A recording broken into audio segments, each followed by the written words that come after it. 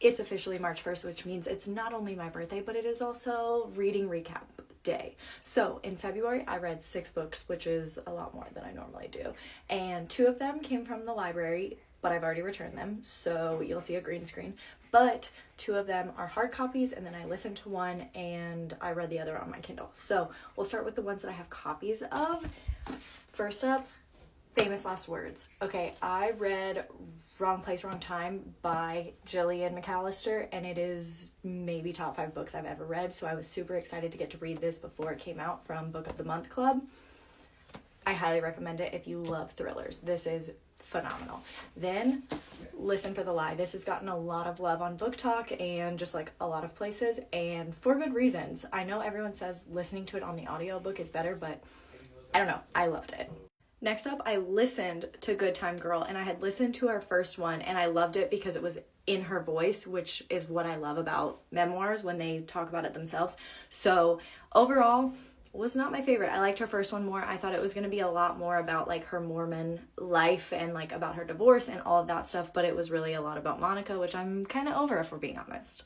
This was a phenomenal thriller. I originally rated it 4 stars on Goodreads, and then I went back to it like a few days later and rated it 5 because of how much it stuck in my brain. Like, it was so stinking good about a woman whose mother passes away that is an author, and you just go through the whole like thrill of the book of her figuring out about her mom, and it was just, oh my god, it was so good, and it just made me think about it for so many days, which I love when books do that. Just for the Summer, I posted about because I started reading it when I got it from the library, and then I realized that it was number 3 in a series, but most people said, you know, you can read them out of order and it's fine. You just may know the ending of the other 2. However, it's a romance novel. Like, don't they always end up together?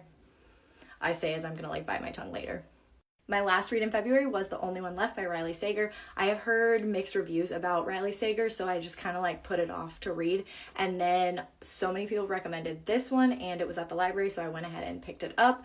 It was full of twists and turns. Like, when people say Riley Sager is the like epitome of twists and turns, they're not lying. I thought I had it figured out, and I did guess 1 twist, but there were like 8 others. So overall, it was great. I thought about it for days. It was a little far-fetched, but it's kind of like Freida McFadden. You go in with the intention of knowing that it's not all going to make sense. It's not all like real life, and that's okay. So, what'd y'all read in February?